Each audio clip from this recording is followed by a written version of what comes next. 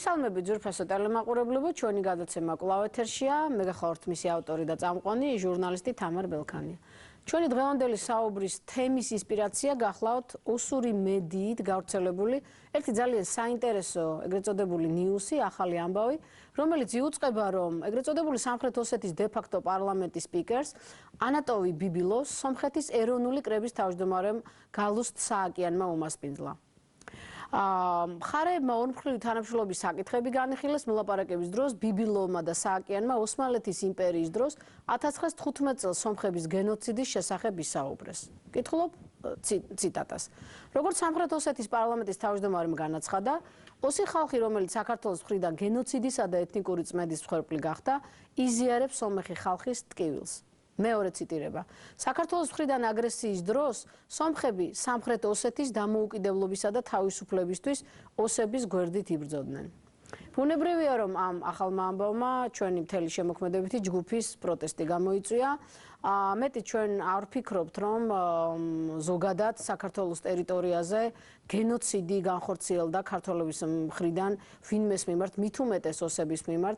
ეს იყო ქართულ-რუსული დაპირისპირების ცხინვალის რეგიონის ფრაგმენტი, სადაც ძალიან ბევრი ქართველი დაიღუპა. დასანანია, რომ ჩვენს ქვეყანაში არ არიან სპეციალისტები, რომლებიც შეისწავლიან ზოგადად გენოციდის თუ რა მოვლენაა და ეს პოლიტიკურ კონტექსტში გამოყენებად სიტყვად დამკვიდრდა. უფრო მეტიც, როდესაც დღევანდელი გადაცემის თემაზე და სტუმრებზე ვფიქრობდი, ძალიან ბევრმა ისტორიკოსმა გარკვეულწილად უარიც კი გვითხრა, რადგან ფიქრობენ, რომ სომხეთის თემაზე საუბარია 1915 წელს ოსმალეთში მიმდინარე მოვლენებზე, რომლის დროსაც იქნენ გამოძევებული სომხები და ფართომასშტაბიან შეტაკებაში გადაიზარდა ეს ყველაფერი.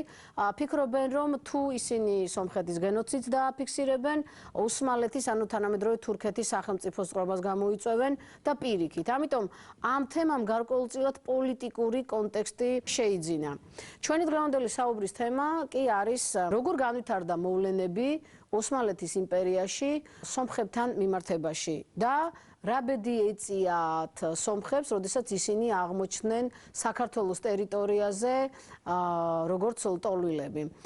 ამიტომ ჩვენ ვეცადეთ, რომ ჩვენი დღევანდელი სტუმარი ყოფილიყო ნეიტრალური, ესე ვთქვათ, სახის ისტორიკოსი, რომელიც ქრონოლოგიურად გაუყვება მოვლენებს და ჩვენი მიზანი არ არის, რომ ჩვენ ვისაუბროთ მოხდა გენოციდი თუ არ მოხდა გენოციდი, იმიტომ რომ თავიდანვე აღნიშნავ, რომ ეს პოლიტიკური განჯის თემა არც უნდა იყოს. წარმოგიდგენთ ჩვენი დღევანდელი გადაცემის სტუმარს საფრანგეთიდან ისტორიკოს ბატონ გიორგი მამულიას. მოგესალმებით გიორგი. მოგესალმებით თამარ. ძალიან დიდი მადლობა მინდა გითხრათ სტუმრობისთვის.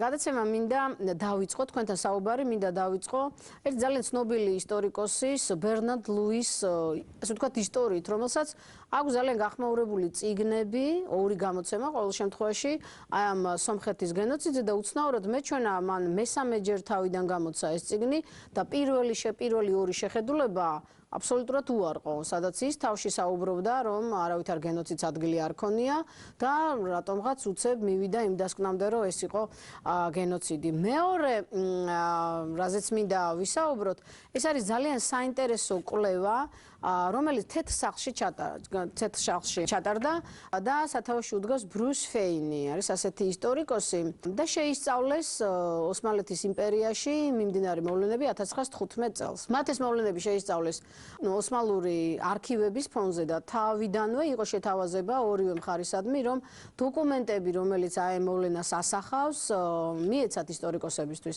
უცნაური ის არის, რომ თურქეთის მხარემ მისცა ეს დოკუმენტები, ხოლო სომხეთის მხარემ ეს დოკუმენტები არ მიცა. ნუ მოკლე ამონარიც წაგიკითხავთ, აქ საუბარია იმაზე, რომ ამ პერიოდში, როდესაც 1915 წელს ძალიან ბევრი სომეხი ცხოვრობდა ოსმალეთის იმპერიაში, მათ ჰქონდათ სტატუსიც კი თურქეთელი სომხები, ისინი საკმაოდ მაღალ თანამდებობის პოსტებს იკავებდნენ იმპერიაში, მანამ სანამ ერთჩვენერ დღეს ოსმალეთის იმპერიაში არ აღმოჩნდნენ ისინი სახელმწიფოსთან შეუთავ განმათავსებელ პოლიტიკაში შემჯნეულები.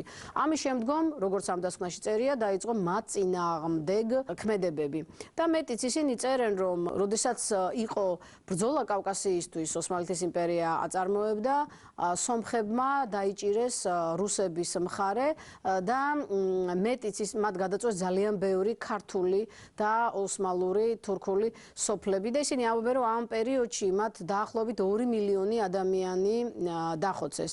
და მთელი ეს კვლევა მთავრდება იმით, რომ თუ სომხეთის მხარე არ დადებს კონტრარგუმენტებს დოკუმენტების სახით, არქივო დოკუმენტების სახით, მაშინ მოვა დადგება საკითხი, რომ თურქეთს ბოდიში სომხეთმა უნდა მოუხადოს. ამიტომ ძალიან რთულია ჩვენ ვილაპარაკოთ აი ამ პოლიტიკური კონტექსტებიდან გამომდინარე, იყო თუ არ იყო გენოციდი, მაგრამ ჩვენი საუბრის თემა მდგომარეობს იმაში, რომ ჩვენ ვეცადოთ აი მოუყვეთ საზოგადოებას, მოუყვეთ თვითონ მოვლენა. რა მოხდა და როგორ აღმოჩნდნენ ისინი საქართველოს ტერიტორიაზე და რა შედეგი გამოიღო ამან საქართველოსთვის. აი, ბატონო გიორგი, თქვენ როგორ ფიქრობთ, აი, საიდან შეიძლება დავიწყოთ საუბარი ამ თემაზე? ნუ, საუბარი ალბათ იქიდან უნდა დავიწყოთ, ესე იგი, უნდა ვთქვათ ისიც ალბათ, რომ ის ტრაგიკული მოვლენები, რომელსაც ადგილი ჰქონია, მოგეხსენება თქვენ 1915 წელს, ესე იგი, დაუშუალოთ პირველი მსოფლიო ომის დაწყების შემდგომ, რა, ესე იგი, კავკასიის ფრონტზე, ესე იგი, ანუ რუსულ და თურქულ ჯარებს შორის. სინამდვილეში ეს პრობლემა არსებობდა უფრო ადრე, ესე იგი, და საერთოდ ეს პრობლემა უნდა განვიხილოთ უფრო ფართო კონტექსტში, ანუ იმ ორ იმპერიას შორის ჭიდილის კონტექსტში, რასაც ადგილი ჰქონდა კავკასიის ფრონტზე, რუსეთის იმპერიასა და თურქეთის ოსმალურ იმპერიას შორის.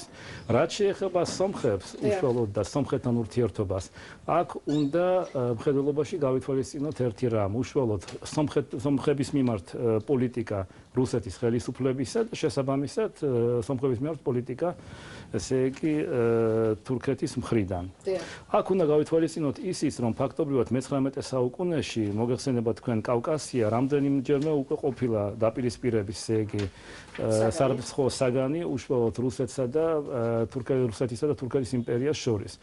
იყო მომხდარი რამდენიმე რუსეთ-თურქული ომი, რომლის შედეგადაც რუსეთმა საკმაოდ მნიშვნელოვანი ტერიტორიები, რომლებიც ადრე შედიოდა ოსმალური იმპერიის შემადგენლობაში, ამ ტერიტორიების დაკავება შეძლო.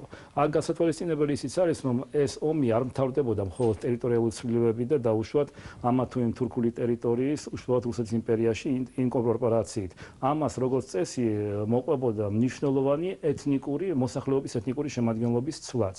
რაში გამოიხატებოდა? გამოიხატებოდა იმაში, რომ რუსეთ-თურქეთის ომის დროს ჩვეულებრივად ის მოსახლეობა, რომელიც ამ ომის შედეგად ან ამ ომის დროს რუსების თვალში, ესე იგი, ამ შემთხვევაში აღმოჩნდებოდა, ესე იგი, ყოველ შემთხვევაში წინააღმდეგობას უწევდა რუსეთის იმპერიალისტურ პოლიტიკას, როგორც წესი, მათ თავს ატეხავდა, ესე იგი, უშუალოდ რუსეთის იმპერია რისხვას და აძევებდა მათი კონტროლირებადი ტერიტორიიდან. მაგალითად, შეიძლება ითქვას ასე, რომ ჩრდილო კავკასიიდან, მაგალითად, იქნა დაახლოებით 1,5 მილიონი ჩერქესი, ესე იგი, უშუალოდ ანუ ჩრდილოეთ კავკასიის, დასავლეთ ჩრდილო კავკასიის ცხოვრები გადასახლებული თურქეთში, იმიტომ რომ წინააღმდეგობას უწევდნენ რუსეთს და ამ შემთხვევაში აშკარად ემხრობოდნენ ოსმალეთის იმპერიას. იგივე ითქვის დაუშვათ მუსულმან ქართველებზე. უშუალოდ გენერალ პასკევიჩის მიერ ახალციხის აღების შემდგომ მოგეხსენებათ, რომ ადრე ახალციხი საფაშო იყო და ოსმალეთის იმპერიაში შედიოდა, უამრავი მუსულმანი ქართველი იქნა გაძევებული უშუალოდ თურქეთის ტერიტორიაზე. ამავე დროს ხდებოდა საპირისპიროც. ანუ უშუალოდ ოსმალეთის ტერიტორიიდან ხდებოდა ოსმალეთის თვალსაზრისით არალოიალური მოსახლეობის უშუალოდ კავკასიაში გამოძევება. აქ უპირველეს ყოვლისა სომხები თამაშობდნენ, რა თქმა უნდა, პირველ როლს, აი მაგალითად საქმე იქამდესაც კი მივიდა, რომ ტრაპიზონიდან მოხდა უშუალოდ სომხების მასობრივი გასახლება და ეს სომხები აღმოჩნდნენ სოჭის ოლქში. ესე იგი, ხომ ხედავთ, ანუ ფაქტობრივად ხდებოდა არალოიალური მოსახლეობის გაცვლა ამ ორ იმპერიას შორის. რამაც ისედაც საკმაოდ მძიმე მდგომარეობა ეთნიკური თვალსაზრისით ამიერკავკასიაში კიდევ უფრო დაძაბა. და აქ ისიც უნდა გავითვალისწინოთ, რა თქმა უნდა, რომ ამით დიდ მნიშვნელოვნად სარგებლობდა რუსეთის იმპერია. იმიტომ რუსეთის იმპერია მაშინ უკვე იყო სრულიად შემდგარი იმპერია, მას ჰქონდა საკუთარი იმპერიული манипуляციები, იმპერიული პოლიტიკა, რომლის ერთ-ერთი მთავარი სწორედ ესე იგი მიზანი იყო გამოეყენებინა ოსმალეთის იმპერიის ეთნიკური უმცირესობები ოსმალეთის წინააღმდეგ. რა თქმა უნდა, ესე იგი ეს შეცდომა იქნებოდა გვეთქო, რომ ეს იყო მხოლოდ რუსეთის, ესე ვთქვათ, იმპერიალისტური პოლიტიკა, ანალოგიური პოლიტიკას ოსმალეთის აწარმოებდა დაუშვათ. რუსეთის იმპერიის მხრიდან მაგალითად ოსმალეთის ცდილობდა კავშირი გაება მუსულმან მოსახლეობასთან, იგივე აჭარლებთან, იგივე მუსულმან მესხებთან, მაგრამ რა თქმა უნდა, თუ გავითვალისწინებთ იმას, რომ რუსეთის იმპერიას იმ დროს უფრო მეტი შესაძლებლობები ჰქონდა, უფრო ძლიერი იმპერია იყო და შესაბამისად ეს ექსპანსიაც სამხრეთით მაინც რუსეთის წარმოებდა იმ დროს საკმაოდ აქტიურად. უკვე სომხური კარტის გათამაშება დაიწყო ფაქტობრივად მე-20 საუკუნის დასაწყისიდან. რაში გამოიხატებოდა ეს? 1905 წლამდე სომხებსა და რუსებს შორის ურთიერთობა არ იყო მაინც და მაინც კარგი, რაც გამოიხატებოდა იმაში, რომ მას შემდეგ, რაც რუსეთის სახელმწიფომ მოინდომა სომხური ეკლესიის ავტოკეფალიის გაუქმება შესაბამისად და განსაკუთრებით სომხური მონოფიზიტური ეკლესიის, ესე ვთქვათ, ქონების კონფისკაცია, ამან გამოიწვია, რა თქმა უნდა, ანტირუსული გრძნობების ზრდა სომხებს შორის, რომლისთვისაც ეკლესია მაინც ეროვნული თვითიდენტობის ერთ-ერთი მთავარი, ესე ვთქვათ, მთავარ ფაქტორს თამაშობდა, რაც გასაგებიც არის, იმიტომ მოგეხსენებათ, რომ მე-11 საუკუნის შემდგომ სომხებს საკუთარი სახელმწიფო არ ჰქონია და თუ შეინარჩუნეს თავი, შეინარჩუნეს სწორედ ესე იგი ამ მონოფიზიტურ გრიგორიანული, ესე იგი ეკლესიის მეშვეობით. და აქედან გამომდინარე დაახლოებით 1905 წლამდე, ესე იგი განსაკუთრებით მთავარმართებელი, ანუ უშუალოდ მეფის ნაცვლის გოლიცინის დროს ურთიერთობა დაშნაკს უტუნსა, ესე იგი მაშინ მთავარი რევოლუციური ნაციონალისტური პარტია იყო სომხური და რუსეთის ხელისუფლების შორის, არ იყო კარგი. მაგრამ მდგომარეობა იცლება 1905 წელს, როდესაც უშუალოდ მეფის ნაცვლად ამიერკავკასიაში ინიშნება ვორონცოვ დაშკოვი. თავადი ილარიონი ივანცოვ დაშკოვი, რომელიც საკმაოდ განათლებული პიროვნება და რა თქმა უნდა, როგორც კლასიკური რუსი იმპერიალისტი, სწავლობს ამ რეგიონს და მიდის იმ დასკვნამდე, რომ სომეხთა კარტის გამოყენება აძლევს საშუალებას რუსეთს რამდენიმე საკითხით გადაწყვეტის. უპირველეს ყოვლისა ამ შემთხვევაში დაშალოს კავკასიელთა ერთიანობა, ესე იგი, ანუ იქონიოს კავკასიაში მოსახლეობა, რომელიც ორიენტირებული იქნება უშუალოდ რუსეთზე და ლოიალური იქნება რუსეთის მიმართ. მეორეს მხრივ ზემოქმედება მოახდინოს უშუალოდ მეზობლებზე, თათრებზე, ანუ როგორც მაშინ თათრებს უწოდებდნენ აზერბაიჯანელებს და ქართველებზე და მეორეს მხრივ, რაც მთავარია, მოახდინოს ზეგავლენა ოსმალეთის იმპერიაზე. იმიტომ მოგესწრება ჩვენ, რომ უკვე 1905 წლიდან საკმაოდ აქტიური მსჯელობა მიდის რუსეთის პოლიტიკური ელიტაში იმის თაობაზე, რომ საჭიროა რუსეთის ექსპანსია სამხრეთის მიმართულებით, ხოლო კონსტანტინოპოლი, ანუ სტამბოლი, ესე ფაქტობრივად როგორც მას მაშინ უწოდებდნენ, ეს იყო რუსეთის იმპერიალისტური მთავარი მიზანი, იმიტომ რომ მოგესწრება თქვენ, რომ რუსეთის იმპერიის მთავარი მიზანი იყო სწორედ ბოსფორ და დარდანელის სრუტეების კონტროლი და შავ ზღვაზე სრული კონტროლის დამყარება. და აი სწორედ აი ამ კონტექსტში ვორონცოვ დაშკოვი აგზავნის წერილზე ნიკოლოზ მეორის სახელზე, სადაც პირდაპირ ამბობს, რომ თავად გოლიცინის პოლიტიკა სომეხთა მიმართ არ იყო გამართლებული, საჭიროა ჩვენ უარი ვთქვათ, ესე იგი სომხური ეკლესიის დევნაზე და პირიქით გამოვიყენოთ სომხები ჩვენი ინტერესებისათვის, ანუ უშუალოდ ესე იგი როგორც ამიერკავკასიის დასაჭერად და არ არის გასაკვირი, რომ უკვე პირველი მსოფლიო ომის დაწყებისთანავე, ესე იგი, ამ პროპაგანდამ და ამ პოლიტიკამ შედეგი გამოიღო. დაიწყო ნებაყოფლობითი, ესე იგი, ანუ მოხალისე საჯარისო ფორმირებების შექმნა თბილისში, როგორც დრუჟინე, როგორც მაგათ მაშინ უწოდებდნენ, ესე იგი, რაზმები, რომელსაც უნდა მონაწილეობა მიიღოთ რუსებთან ერთად ბრძოლაში, უშუალოდ, ესე იგი, ოსმალეთის იმპერიის წინააღმდეგ და პირდაპირ მიზანი ისეთი იყო, რომ გაერთიანებული სომხეთის შექმნა, ანუ კავკასიის სომხეთის და თურქეთის სომხეთის ერთ სახელმწიფოდ გაერთიანება. აქ უნდა ითქვას ისიც, რომ თურქები ამ პერიოდში ცდილობდნენ დაეპირისპირებინათ ამ პოლიტიკისთვის საკუთარი პოლიტიკა და იყო კიდევაც დაფიქსირებული ეწყაროებში, რომ 1914 წლის ბოლოს უშუალოდ თურქი ემისრები ჩავიდნენ მოსაზღვრე რაიონებში, სადაც სახლობდნენ სომხები, ყარსში, თუ არა ვცდები, ერზერუმში და სხვა ამ ტერიტორიებზე და დეპუტატებიც იყვნენ მაგ დროს ცნობილი მოღვაწეები ერთიანობისა და პროგრესის პარტიის, რომელიც მაშინ წამყვანი პარტია იყო, მოგეხსენებათ, ახალგაზრდა თურქთა პარტია, ესე იგი თურქეთში და უშუალოდ თავაზობდნენ სომხეთს ნეიტრალიტეტს. ანუ სთავაზობდნენ კონკრეტულ გეგმას. სომხები ინარჩუნებენ ნეიტრალიტეტს, არ ერევიან ომში, არ უჭერენ ესე იგი, არ უწევენ დახმარებას რუსეთს და ამ შემთხვევაში თურქეთის იმპერია თანახმა იქნებოდა მიენიჭებინა მათთვის ავტონომიის უფლება, ესე იგი და უფრო გაეფართოვებინა ავტონომიური უფლებები, მაგრამ სამწუხაროდ ესე არ მოხდა და მოგეხსენება თქვენ რომ 1915 წელს როგორც კი ომი დაიწყო, სომხებმა მასობრივად დაუჭირეს მხარე რუსებს აქ აღსანიშნავი არის ისიც, რომ განსაკუთრებით სიტუაცია გართულა სარაყამიშის შემდგომ. იმიტომ რომ მოგეხსენება თქვენ 1914 წლის ბოლოს თურქეთის იმპერია უცხადებს ომს რუსეთის იმპერიას და ენვერ ფაშას ხელმძღვანელობით თურქეთის ჯარები იწყებენ შეტევას უშუალოდ სარაყამიშის მიმართულებით და მიზანი იყო ამიერკავკასიაში შეჭრა და თბილისის აღებასაც ესე იგი გეგმაც არსებობდა, მაგრამ ეს გეგმა არ გამოვიდა, თურქეთის ჯარი სასტიკად მარცხდება, მარტო გაყინულების სახით 100-მდე ჯარისკაცი გაიყინა, მაშინ თურქი ჯარისკაცი გაიყინა ესე იგი კავკასიის მთებში და ამის შემდგომ ხდება რუსების მასობრივი გადასვლა შეტევაზე. ფაქტობრივად იკავებენ არდაღანს, იკავებენ სხვა ტერიტორიებს და აი ამ დროს სწორედ ესე იგი, რა თქმა უნდა, სომიხი მოხალისეები თამაშობენ საკმაოდ მნიშვნელოვან როლს რუსების, ესე ვთქვათ, სასარგებლოდ, რა თქმა უნდა.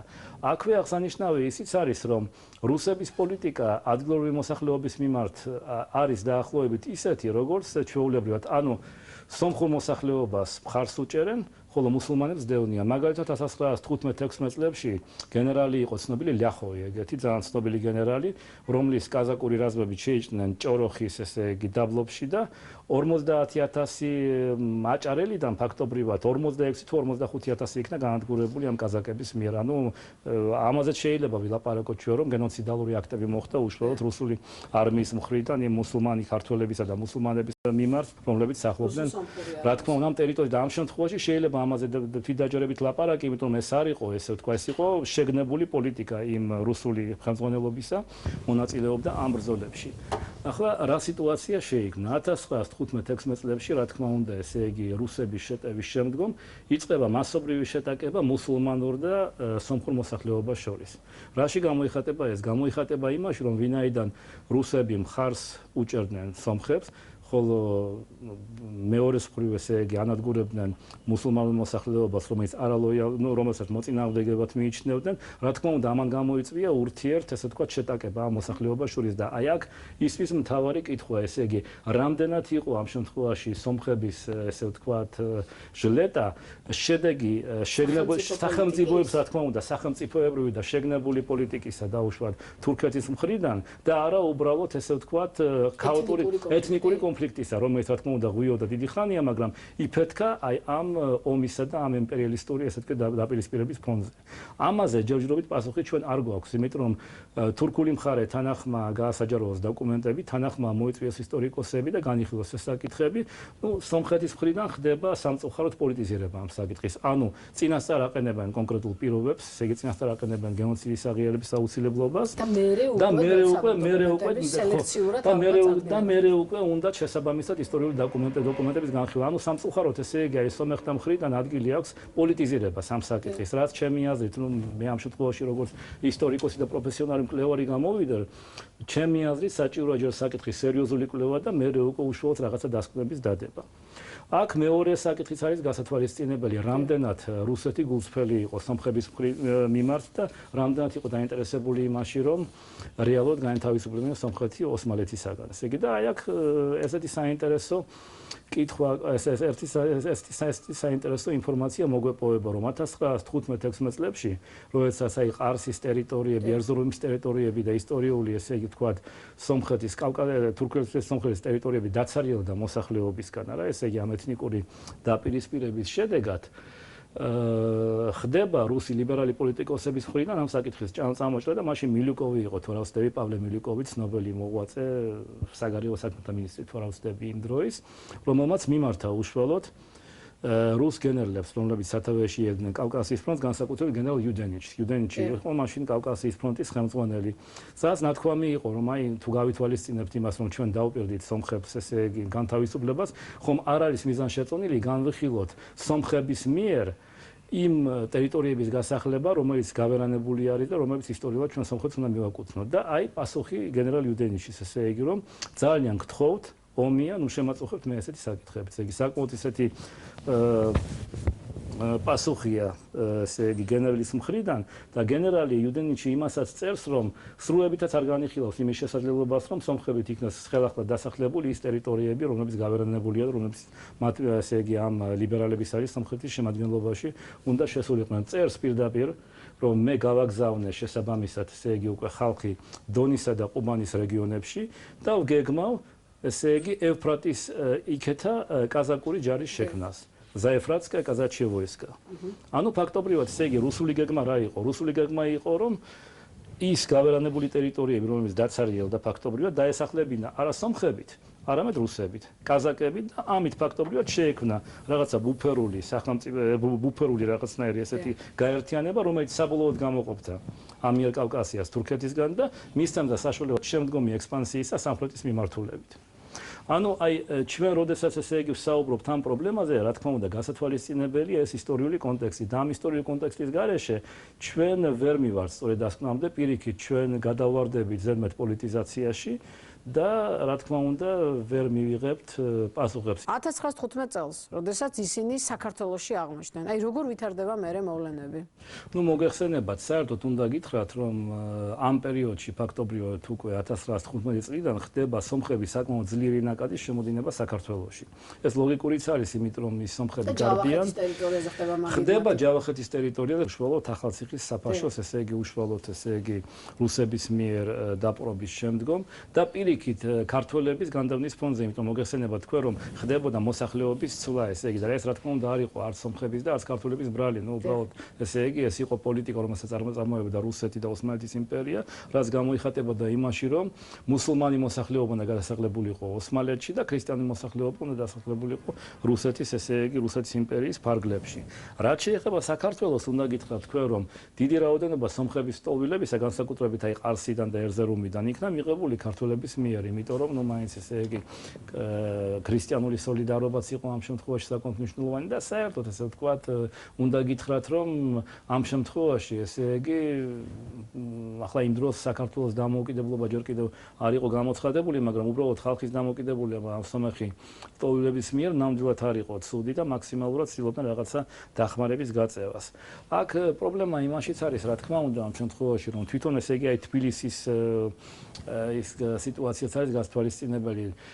მოგეხსენებათ, რომ მთელი მე-19 საუკუნის განმავლობაში ფაქტობრივად რუსული ხელისუფლების დაკმარების შემდგომ თბილისში ხდება სომხური მნიშვნელოვანი ნაწილის კონცენტრაცია. ესე იგი, მე არ მინდა იმის თქმა, რომ დაუშვათ სომხები არ ცხოვრობენ თბილისში ესე იგი მთელი ისტორიის განმავლობაში. კი, არსებობდა რა თქმა უნდა რაღაცა პროცენტალურად რაღაცა სომხური მოსახლეობა, მაგრამ აქ გასათვალისწინებელი ის არის, რომ შეგნებული პოლიტიკა ის რუსული მხრიდან, იმიტომ რომ მას შემდეგ, რაც ფაქტობრივად მე-19 საუკუნეში შემოიღეს უშუალოდ ესე იგი თბილისის ესე იგი ამიერკავკასიის სანაცვლო, ანუ უშუალოდ ესე იგი მეფის ესე იგი ნაცვალი თბილისში იჯდა.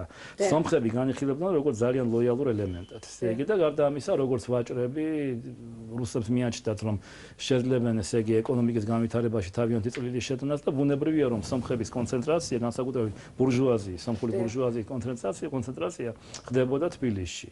ნუ მაგალითი ის არის, რომ მაგალითად თბილისის მერი იყო ხატისიანი, ხატისოვი, რომელიც შემდგომში ესე იგი სომხეთის მთავრობის თავმჯდომარეც კი იყო, დამოუკიდებელი სომხეთის მთავრობის თავმჯდომარეც დაუშვათ ესე იგი 1919-20 წლებში და ამ შემთხვევაში ესე იგი მე არ ამგონია რომ იმ პერიოდში სომხებთან რაიმე ესე იგი გაუგებრობას ქონოდა ადგილი. ყოველ შემთხვევაში იმ პერიოდში სომხების მიერ დამოუკიდებლობა ნამდვილად არ იყო ცუდი. რაც შეეხება შემდგომ პერიოდს, აი შემდგომ პერიოდში უკვე უშუალოდ დამოუკიდებლობის გამოცხადების შემდგომ, რა თქმა უნდა, უკვე სიტუაცია იძაბება გარკვეულწილად რატომ? უპირველეს ყოვლისა იმიტომ, რომ ხდება ამიერკავკასიის ერთიანი სახელმწიფო. თქვენ მოგეხსენებათ, რომ მანამ სანამ ამიერკავკასია ერთიანი იყო, 22 აპრილს გამოცხადდა ამიერკავკასიის ერთიანი ფედერაციული რესპუბლიკა, იქ შედიოდნენ ესე იგი სომხებიც, ქართველებიც და აზერბაიჯანელებიც.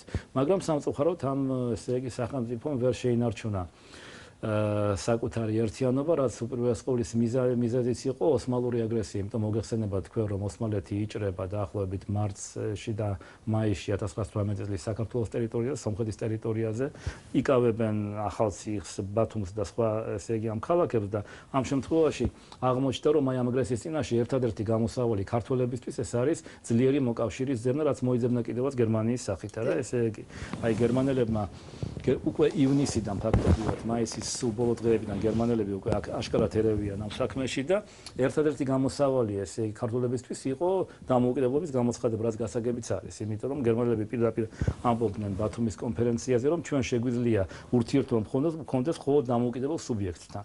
ანუ უშუალოდ დამოუკიდებელ საქართველოსთან. შეიძლება რაღაცა სომხების მხრიდან ეს აღქმული იყო როგორც ესე იგი ქართველების ცდილობა გამოსულიყვნენ ესე იგი ერთიანი სახელმწიფოდან, მაგრამ მაგ გასათვალისწინებელი რომ აზერბაიჯანსაც არ სურდა უკვე ამ პერიოდში იმ ამიერკავკასიაში ყოფნა, იმიტომ რომ ორიენტაციები სახელმწიფოების დაშორდა ერთმანეთს. საქართველოს პროგერმანული იყო, აზერბაიჯანული პროოსმალური, სომხეთი კი რჩებოდა ეგრე, რა თქმა უნდა. და აი ამის შემდეგ რა თქმა უნდა ესე იგი სიტუაცია მიდის ომამდე მიიყვანა სიტუაცია უშუალოდ მდგომარეობამ რომელიც შეიქმნა 1918 წლის ბოლოს, იმიტომ მოგეხსენებათ რომ უკვე სექტემბერ-ოქტომბერში ესე იგი 4-თა კავშირი ანუ უშუალოდ ესე იგი გერმანია, ოსმალეთისა და ავსტრია-უნგრეთის და ბულგარეთის ბლოკი მარცხდება შესაბამისად და უშუალოდ საქართველოს ტერიტორიაზე შემოდიან ინგლისელები, ანუ ანტანტის წარმომადგენლები, ანტანტის ჯარები. და აი აქ რა თქმა უნდა, ესე იგი სომხებმა აირჩიეს პოლიტიკა, რომელიც დამღუპველი აღმოჩნდა როგორც უშუალოდ სომხეთისთვის, ისე მთლიანად ამიერკავკასიისთვის. ანუ სომხები უყენებენ ყველა საკუთარ ესე იგი მეზობლებს ტერიტორიულ პრეტენზიებს. მაგალითად, ქართველებს წაუყენეს პრეტენზია ბორჩალოს მაზრაზე, ესე იგი, სადაც მოგეხსენებათ, სადაც მოსახლეობა იყო ნარევი, მაგრამ არა მხოლოდ ქართველებს ანალოგიური ხდება ზანგეზურში, ანალოგიური ხდება ყარაბაღში, ესე იგი და აი ხდება რესპუბლიკებს შორის, ესე იგი აი ტერიტორიულ პრეტენზიების ესე თქვა წამოყენება. უნდა გითხრათ, რომ საქართველოსა და აზერბაიჯანს შორის იყო უთანხმოებები ტერიტორიალური, მაგრამ ომამდე არ მისულა საქმე, იმიტომ რომ საქართველოს და აზერბაიჯანის მთავრობებმაც შეძლეს მშვიდობის შენარჩუნება და შეძლეს მშვიდობიანად ამ საკითხების გადაწყვეტა. ესე იგი, რაც მე მიმაჩნია, რომ ძალიან კარგი პრეცედენტი იყო და აჩვენა, რომ მიუხედავად რელიგიის განსხვავებისა, მიუხედავად წარმოშობის განსხვავებისა და მიუხედავად აი ასეთი პრობლემების არსებობისა, დიალოგი შედგა და იქნა გადაწყვეტილი მშვიდობიანად. აი სომხეთს რაც შეეხება, ესე იგი ისინი ირჩევენ საკმაოდ დესტრუქციულ პოლიტიკას. ჯერ ეგერთი მთავარი ორიენტაცია კეთდება თეთრებზე, რუსულ თეთრ არმიაზე, ანუ დენიკინ ალექსეევისა და ესე იგი თეთრი მოძრაობის სხვა წარმომადგენლებზე და საინტერესო ის არის ფაქტობრივად, რომ თეთრი რუსებიც ყოველმხრივ ეხმარებიან სომხებს, რაც განსაკუთრებით ჩანს სიტუაციაში, რომელიც შეიქმნა პარიზის საზავო კონფერენციაზე. პარიზის საზავო კონფერენციაზე მოგეხსენებათ თქვენ გააგზავნეს ყველა ერის წარმომადგენლებმა კავკასიის გააგზავნეს საკუთარი დელეგაციები და ეს დელეგაციები ფაქტობრივად ესე იგი მაისამდე ამყოფეს კონსტანტინოპოლში. ესე იგი, ანუ მოკავშირეები, ინგლისელები და ფრანგები არ აძლევდნენ საშუალებას ჩასულიყვნენ პარიზში. იმავე დროს, როდესაც სომხებს ფაქტობრივად იან ჯერ კიდევ იანვარში 1919 წელს პირველებს ჰქონდათ საშუალება ჩასულიყვნენ პარიზში და ამავე დროს თებერვალში წარმდგარიყვნენ ესე იგი ანტანტის საგარეო საქმეთა მინისტრების წინაშე. იმის მაგიერ რომ ესაუბრათ ერთიანი კავკასიის პოზიციიდან და ესაუბრათ როგორც ესე იგი აი კონსტრუქციული პოზიციიდან მთავარი ესე იგი აქცენტი გაკეთებული იქნა დაპირისპირებაზე მეზობლებთან ერთად. მაგალითად იქ მაშინ იყვნენ წარმოადგენლები, აგარონიანი იყო ეგეც ცნობილი ესე იგი დაშნაკური მოღვაწე და ნუბარ-ფაშა. ნუბარ-ფაშა იყო აგარონიანი იყო კავკასიელი სომხების წარმომადგენელი და ნუბარ-ფაშა იყო თურქეთის ესე იგი სომხების წარმომადგენელი. ესე იგი მთავარი ესე იგი აი ნარატივი ამ შემთხვევაში აგარონიანისა იყო ის რომ ყველა მეზობლებმა გვიღალატეს ესე იგი აზერბაიჯანელები ან თათრები ასე თქვათ მიემხრნენ ოსმალებს, ქართველებმა ხელი არ გაანძლიეს ჩვენს ჩვენი დაცვისათვის, მიემხრნენ გერმანელებს და ერთადერთი ვინც ვართ მომხრე ანტანტისა და რუსეთისა ვართ ჩვენ სომხები. ანუ ცდილობდნენ საკუთარი პრობლემის გადაწყვეტას კავკასიის გარეშე, ფაქტობრივად საკუთარ თავს კავკასიაში არ მოიაზრებდნენ. აი ეს იყო ძალიან დიდი შეცდომა, რომელსაც საბოლოო ჯამში დაღუპა ამიერკავკასიაც, სომხეთი, საქართველოს და აზერბაიჯანის. და რუსების დამოკიდებულება შემდეგია მოგეხსენებათ თქვენ მაშინ რომ პარიზში არსებობს რუსეთის საელჩო, ამ შემთხვევაში ჩვენ ხედულობა გვაქვს თეთრი რუსების, ესე იგი ანუ დენიკინ კოლჩაკის მთავრობის წარმომადგენლები, საზონოვი იყო მაშინ ცნობილი რუსი მოღვაწე, რუსი ელჩი ესე თქვათ პარიზში, რომელიც ყოველმხრივ უწყობს ხელს სომხებს, ესე იგი ყოველმხრივ უწყობს ხელს მათ პრეტენზიებს მეზობლებისა და თურქეთის მიმართ. რატომ? იმიტომ რომ რუსები მშვენივრად ხვდებიან იმას, რომ ნებისმიერ შემთხვევაში რომს შეიქმნას გაერთიანებული სომხეთი, ის ასეთი დაპირისპირების შედეგად ადრე თუ გვიან საბოლოოდ ისევ შევა რუსეთის გავლენის სფეროში, რუსეთის არბიტრის სფეროში და სწორედ აი ამ ვარანცოვ-დაშკოვის პოლიტიკის გაგრძელებაა ის სწორედ ესე იგი რომ აი სომხების მეშვეობით მოხდება ზეგავლენა მომავალ თურქეთზეც, აზერბაიჯანზეც და ქართველებზეც. მთავარი პრობლემა იმაში იყო რომ სამწუხაროდ სომხები საბოლოო ჯამში გახდნენ იმ რუსული იმპერიული манипуляციების მსხვერპლი, რომელმაც მიიყვანა ესენი ასეთ მდგომარეობამდე. მე არავითარ შემთხვევაში არ ვამბობ რომ დამნაშავე იყო მხოლოდ ან რუსები, ან სომხები მონღოლები, ან ოსმალები, ესე იგი, მაგრამ ყოველ შემთხვევაში ჩვენ ეს პრობლემა უნდა შევისწავლოთ კომპლექსურად. ჩვენ არ შეგვიძლია ვთქვათ, რომ აი მხოლოდ ოსმალები იყვნენ დამნაშავენი დაუშვათ, მხოლოდ სომხები ან რუსების პოლიტიკა. ეს კომპლექსურად უნდა შევისწავლოთ და კომპლექსური შესწავლისთვის საჭიროა უპირველეს ყოვლისა კვლევა და არა რა თქმა უნდა, და არა პოლიტიზირება ამ საკითხის. აი ფაქტობრივად რაც ხდება ბოლო პერიოდში, ფაქტობრივად აი პოლიტიზირება კარგს არაფერს ამოგვიტანს ჩვენ. ჩემი აზრით საჭიროა კვლევა, სოლიდური მუშაობა და ჩართულობა ამ საკითხში როგორც სომეხი მკვლევრების, ისე თურქი მკვლევრების, სხვა კავკასიელიერების წარმომადგენლების, საჭიროა საერთოდ მუშაობა რამდენიმე არქივზე. საჭიროა უპირველეს ყოვლისა მუშაობა რუსულ არქივებზე, მუშაობა ოსმალურ არქივებზე და მუშაობა კავკასიის რესპუბლიკების არქივებზე. კი, მაგრამ აი თქვენს მიერ ჩამოთვლილი არქივები და რუსული არქივები დახურულია. რუსული არქივები, ესე იგი ფაქტობრივად რუსული არქივები ფაქტობრივად, ესე იგი დამუშავებულია განსაკუთრებით 90-იან წლებში, როდესაც რუსეთში ესეთი მეტნაკლებად დემოკრატიული მდგომარეობა იყო.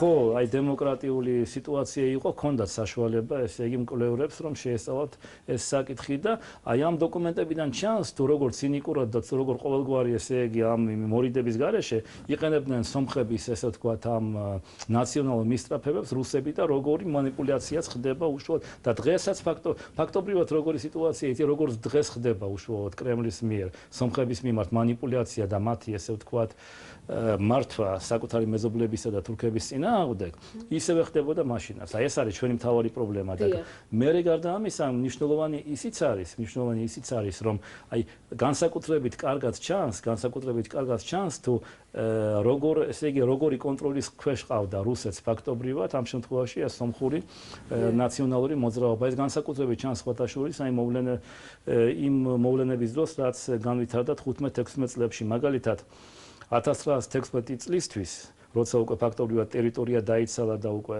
სომხები ფაქტობრივად პრინციპში არც არსებობდნენ ამ რეგიონებში, არა, ესე იგი დაიცალა მოსახლეობისგან.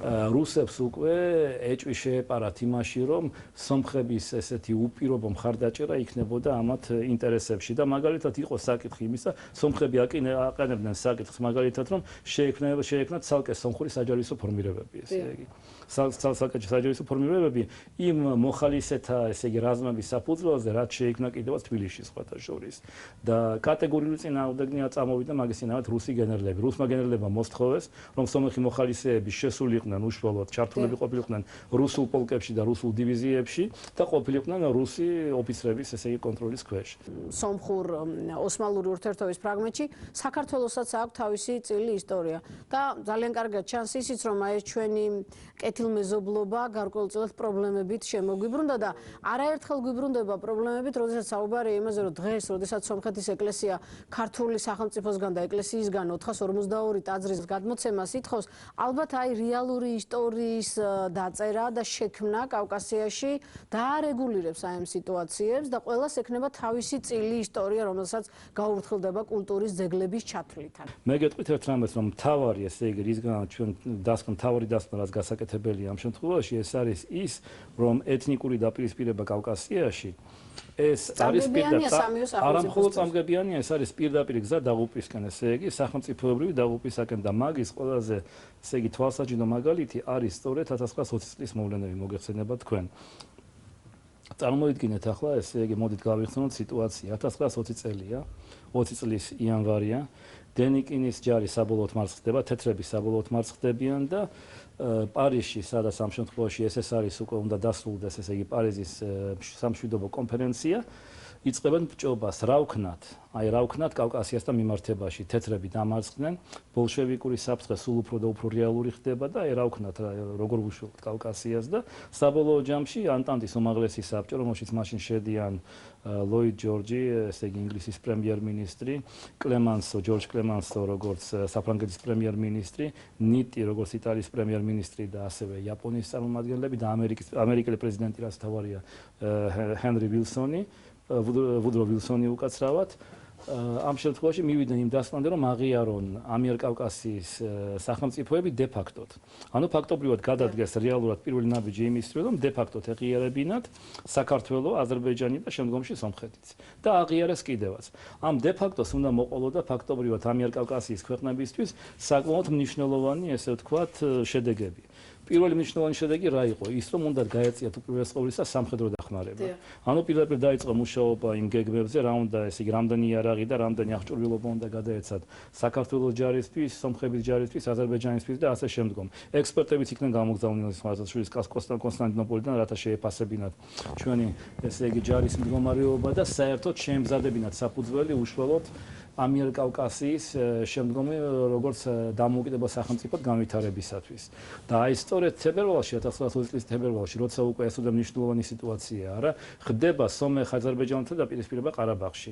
რამაც დამღუპველი შედეგი იქონია ჩვენს მდგომარეობაზე, არა მხოლოდ აზერბაიჯანელებსა და ქართველებზე, არამედ აზერბაიჯანელებსა და სომხებზე, არამედ ქართველებზეც. რატომ? იმიტომ რომ როგორც კი მოხდა დაპირისპირება ყარაბაღში, ესე იგი ეს პროექტები იმის შესახებ, რომ დახმარება გაეწიათ ამიერკავკასიის ქვეყნებს, შეჩერებულ იქნა.